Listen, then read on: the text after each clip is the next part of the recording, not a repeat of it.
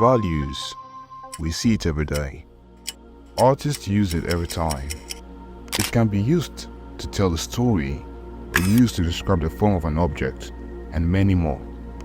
But what is value really? Well, value is just a term used to describe how bright or how dark a particular color is. But to explain it better, we would be starting with a non-saturated color, which are white and black. But what are the uses of value? Like I said before, one of the most important roles value play is that they help us recognize the three-dimensional form of an object. It's also one of the many ways we artists use to set our viewer in a particular feel or mood, or to convey the story we are trying to pass through our art better. It can be used to show depths and many more. I'm sure by the time we are done with the first part of this lesson, we will have a better understanding of value, and we will make the best use of value in our art, which in return will make our art a whole lot better. Here is my art before, and here is it after understanding how values work. So I believe you can get it too. Enough of that, let's get right into it. Today's example would be a spur, a cylinder, a cube, and a cone. Why, you may ask? Because we break other complex forms into these four simple shapes. Before we proceed, I'd like us to take a look at this image. This illustration gives an illusion that the center shape pushes in, while the surrounding shapes pushes out. But what happens when we flip the image? Now the center shape pushes out, and the surroundings in. This little illustration helps us to know that light and shadow show depth. We break down the form of an object into 5 simple values, which can be used to create the illusion of volume. But please note that there are more to value than this, and we will get to that later.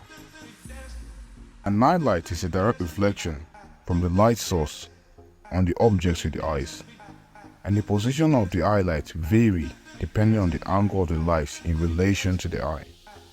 Side notes: highlights are more vivid on shiny surfaces. This is the starting point of any render, the color in which others are built on, or the major color on an art. How bright the base color is depends on the 3 things. Firstly, how bright the light source is. Second, the angle of the object in relation to light, and the color of the object. Now moving back to how bright the light source is. For example, objects under a sunny day will significantly be brighter than objects under a cloudy day. Now angles. Planes on a more inclined angle will be lighter than planes on a less inclined angle. And lastly, the value of the color of the object plays an important role in creating the overall brightness of the object. This is when the main light bounces off a surface and reflects a weaker version of the light onto the object or environment. A quick tip though, the more light bounces, the weaker it gets, and the bounced light takes on the color of the surface in which it was bounced. Bounced light can be tricky though, but it's easy once understood. Let's say for example, the surface color is red and the object is yellow. From what we discussed the last time, what color do you think the reflected light will be? That's right, it will be orange. A key to getting better bounce light is not making the bounce light too light that it starts to look like a light value itself. The key to remember is that the lightest shadow is darker than the darkest light. Keep in mind that the darker the color of the surface, the lower the strength or intensity of the bounce light. And here is a fun fact: black reflects no light whatsoever. So if the surface is black, then there won't be bounced light. But here's the interesting part: what if the surface color is a light color, but the object is black or a dark color? Do you think the bounce light would show on the object?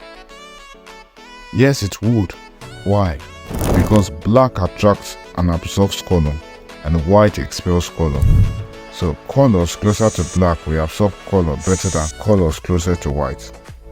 Let's take for example dark skin. We can see the sky color or the sky reflection on the skin is more vivid and saturated on a black skin, and light on it overall just pops more. Or if you look on a white skin, in a white person's skin or a lighter color skin, you will notice that colors don't show as much as they do on a black skin. So just to prove further on the theory of darker colors attracts and lighter colors repel.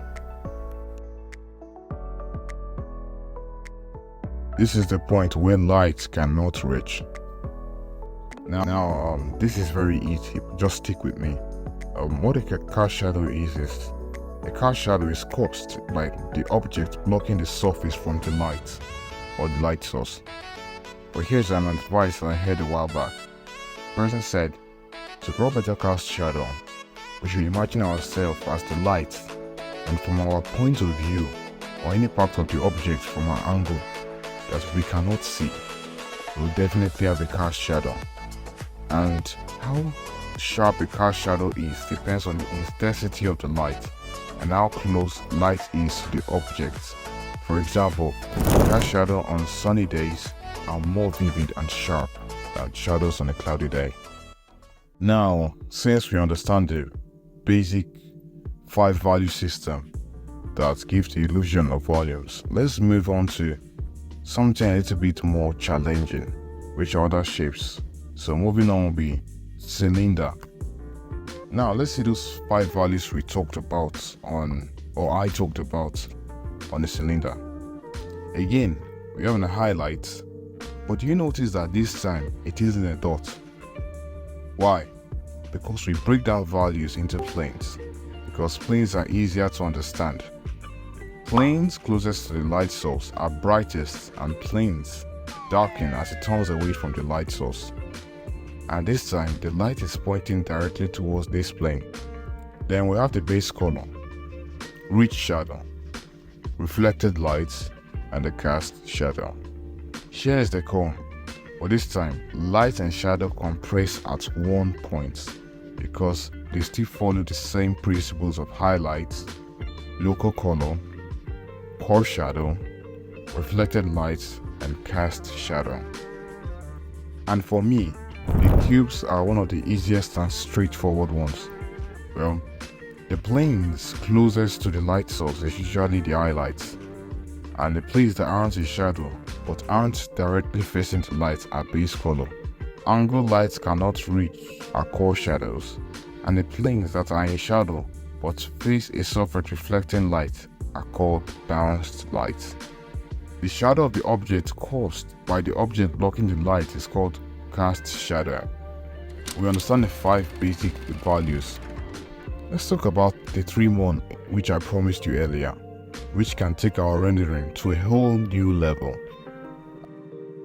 Let's take a wonderful look at the work of Narabata Gambold. Sorry, I don't really know how to pronounce the name, but these are also areas that aren't in shadows, but also aren't fully in light. We have light and dark halftones. The closer the color is to the lighter the halftone, and the closer the color is to shadow, or the more turned away the plane is from the light, the darker the halftone. But let's just keep in mind that you can make your dark tones as dark as you want, but don't make it too dark that it starts to look like shadow value, just like the way I said with the light. Well, a terminator is just a dividing line between light and shadow. It's used to show the point where light turns to shadow, and vice versa. This is the shadow that is made when 2 surfaces are in contact. It's the point where light can hardly reach. The intensity of shadow occlusion depends on how close the 2 surfaces are. If they are farther apart, it creates more room for light to enter, and if they are closer, it creates less room for light to enter. And to put all what we have learned into a practice, Let's paint on a sphere, a cylinder, and a cone, and you do the cube. Okay, let's start with the base column. Then let's separate light from shadow and create a cast shadow. Let's not forget to paint in our balanced light, and to top it all up, let's add a highlight. Now this is enough to show form and depth, but something is still missing. That's when the other values come in. Let's slap in some dark halftones to it, and also let's not forget to shade in the light halftones too. Blending the dark halftones further closest to the shadow to create a terminator, and add occlusion shadow to further distinguish the sphere from the table surface, and you're done. Compose the smoothness by blending in more lighter halftones and more darker halftones to achieve a more realistic look, or you can just go with a more defined value to create a more interesting look. Either way is fine. Now that we're done with the sphere, let's go with the cylinder. We have the base color, core shadow, cast shadow, bounced light, highlight, dark halftones, light halftones, terminator, and shadow occlusion. And there you have it. You have learned from today's video how to divide complex forms of an object into 9 simple values. And with the right practice, you will get better using it in your work. Speaking of practicing, you can find hundreds of interesting and challenging references to help you better at understanding values on Pinterest. When you find a reference you like, try to divide them into their respective values. Don't forget to follow the easy steps I showed you. With all of that said, my name is Travy. Hope you learned something new today. Stay creative and have a good day.